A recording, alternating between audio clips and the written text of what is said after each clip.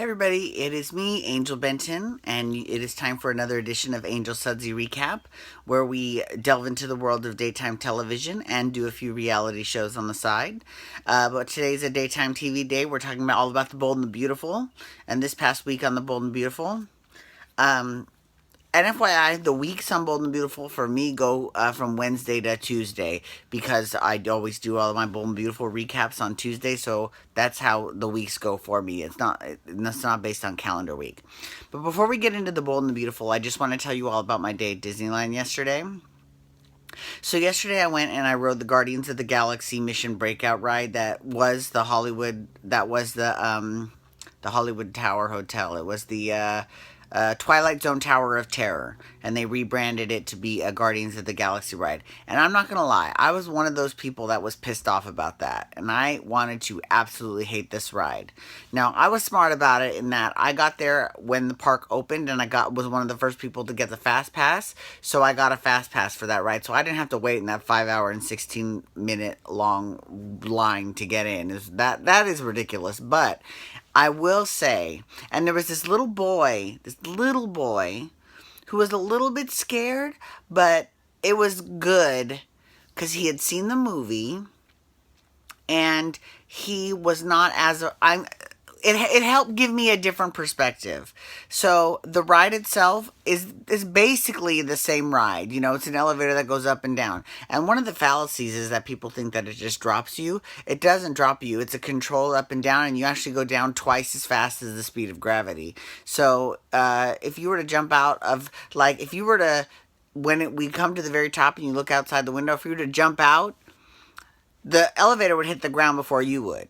So I mean that's why it just feels like you're falling, but it really is not that intense of a ride for children, right? Well, the Twilight Zone Tower of Terror with the Twilight Zone theming, that was kind of intense, and it was a little too intense for small children. So I understand why they rebranded it to Guardians of the Galaxy, first of all, to make more money. And second of all, more people can go on it now because, like, the little kids that can go, they're obviously safe on that ride. They're not going anywhere. But they now are not going to be as scared to go on that ride. So, as much as I love Tower of Terror, and I'm glad that it's still in Florida, but I'm glad I like Guardians. I hate to say it, it was cute. It was really cute. It was a fun ride. Chris Pratt's hot, and the guy that plays Chris Pratt outside of the ride, he's hot too. So it was pretty good. It was, and the soundtrack was great. It was a really cute ride. I'm not gonna lie, I really enjoyed it. And then in terms of the shows, there was this one chick. I don't know her. I've never met her. Never seen her. I might have seen her before, but I don't know. But whoever she was one of the dancers in the Three Caballeros unit. She was in Sensational Parade. She was right behind the Three Caballeros float, and she was full out. She was at least 110%. I mean, she was just giving it to me, and I was like, because I know that, especially it wasn't even hot yesterday though. I've been there for code 90 days when it's at least 90 degrees. This was like 72 degrees. It was beautiful yesterday. I've been there on days when you've got to pace yourself, so you can't do it full out the whole way or whatever. But I mean, she made everyone else look bad. I finally found out her name. I'm not going to say her name, but I finally found out. I was able to do some research and find out her name, and I gave her a compliment at City Hall because she deserved it. And I shouted out in the parade. I was like, "You go, girl. You better get it. You better work." Because she was working. She was giving me life. I loved it. The Main Street Electrical Parade was happening. Here's the thing about the Main Street Electrical Parade. It will always hold a special place in my heart because that was the first parade I ever did. And some aspects of it were better this time around, i.e. the new Tinkerbell float. It's a brand new float. It's pretty cool. It's beautiful. And they had all four fairies, Silver Mist, Fawn, Rosetta, and Iridessa, all four of them, because only three of them are in Paint the Night. Fawn is not in Paint the Night. I don't understand that. Now, their costuming that they wear is awful. It's horrible. I'm sorry. But at least they have all four of them, so that's good information, right? Anyways, moving on to Was there anything else new added to the? No, I don't think so. All the stuff they took out, like Blue Fairy is now gone. I'm sorry, she is the parade. Like she starts the whole thing. Like when they are waiting at the gate, whether it's Small World or Town Square, and they say, "Ladies and gentlemen, boys and girls, Disney proudly presents our spectacular nighttime festival pageant of magic and imagination in thousands of sparkling lights." And when they say lights, that's when Blue Fairy turns on, and you can see the Blue Fairy. Yeah, sure, you can do that with the drum and train, but it's not as impressive as it is with the Blue Fairy. So that's annoying. And it's annoying that the whole Dumbo Circus unit with Dumbo and King Lion and the clowns, they're all gone. Annoying as well. And also, it's annoying that. Oh, no, it's not annoying. Well, yeah, it's annoying that they got rid of the cigar box float for Pinocchio. Now, they have doubled the PI boys that they used to have. They used to only have 5, now they've got 9. And they have Pinocchio dancing on the ground with them. But the choreography is nowhere near as intense as it was when it was just 5 of us. I'm telling you, our choreography was way harder, right? And maybe because they have so many, they have to have a lot of short boys that aren't as good dancers, maybe, because that's a shorter role. But and they have more court dancers too. They have 4 and 4. Although the Cinderella mice they had the 2, they used to have 4 Cinderella mice dressed as footmen, and they did a routine. Now there's only 2, and then there's 2 female mice, and then they don't kind of like this female mice. I love Susie and Perla. I just don't think they fit in with that unit. That's all. Anyways, and Pete had a brand new costume. I'm jealous of Pete because Pete's costume is directly, it looks like it's right from the movie as opposed to the kind of mishmash that Pete used to wear. Anyways, but it was good. It was fine. I bring back Paint the Night. That's all I have to say. Okay, moving on. Let's talk about Bold and Beautiful. So that was my day at Disneyland yesterday. I had to give my opinion because, I love giving my 2 cents. Okay, so Bold and Beautiful. This past week, Sally Spectra wasn't actually really on this past week at all. This past week was all about Quinn and Ridge. Now, granted, it focused mostly on Brooke's wedding to Bill Spencer, but let's get real. It's still all about Quinn and Ridge. And secondarily, it was about Nicole and Zende and Maya and Rick and Nicole trying to have another baby with Zende, right? To have her second baby, but this time with her husband as opposed to having Rick's baby. So here's the thing.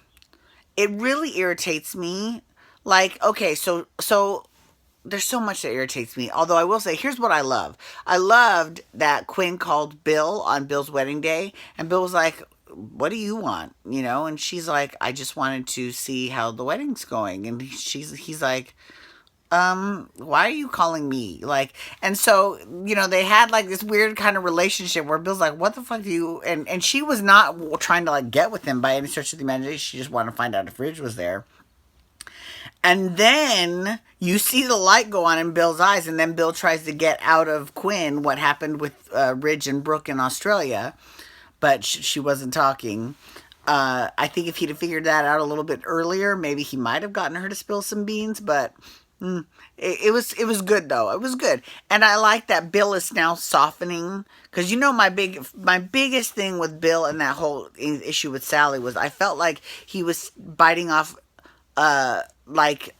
no, not biting off more than he can chew, because he could chew it. Like, he was like the big bad monster that could wipe out the whole town, and that the whole town was Sally. I don't know what I'm trying to say. I'm trying to say that they weren't evenly matched, because he was way too much of a match for her, and obviously, but Thomas Forster stepped in, but that was last week. Anyway, so this past week, you start to see Bill kind of softening, and I like that.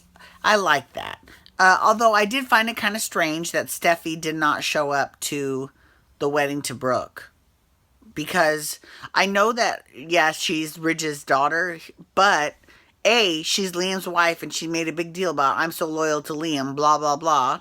And B, she also is not related to Brooke. It's not like her mom is marrying Bill Spencer. It's someone completely unrelated to her. So, now, if it had been Jack, now you all probably don't remember Jack, but Jack was Brooke's baby with Nick that ended up being carried by Taylor and then was taken by Nick, and then when Nick left town. This was a while ago. And I think he's even older than RJ. So, we'll see what happens. But I think had it been Nick and he had been pulled between Taylor and Brooke, that would have actually made sense because Taylor carried him and Brooke is his biological mother. Now, neither one of them are with him, but whatever. Um, yeah, and Zende, I can't with him. I just can't. Zende drives me up the. He's insane because he is just like Ridge in the fact that I can't stand him. But so Nicole goes to see the doctor, and the doctor says, "We're having some issues. You've got amenorrhea, which means you're not menstruating, but we don't know why right now. You could be infertile because of your first baby, but it is way too soon. You've only been married for like 2 months. It isn't until after a year of unprotected sex that we realize that that's what that is. So we don't know what that's that. But even if that was the case, even if she couldn't conceive, she can still donate her own eggs and have someone else carry the fucking baby. I mean, like, there's all kinds of crazy ladies. I mean, like, that whole, their whole approach to fertility really bugs me because there's so many avenues that don't get explored.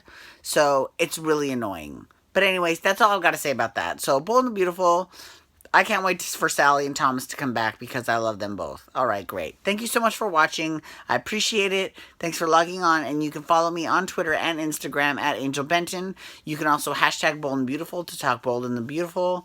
You can also hashtag, what else can you hashtag? Oh, Dancing for Relevancy. If you want to talk that, because the big finale was this past week, and it was so good. I live tweeted that, so y'all know how I feel about that, but I'll recap. And you can hit that little subscribe button on YouTube as well. Okay, so you don't miss a video. Okay, thanks so much for logging on today. I do appreciate it. Have a wonderful day. Peace out. Wubba, wubba, wubba.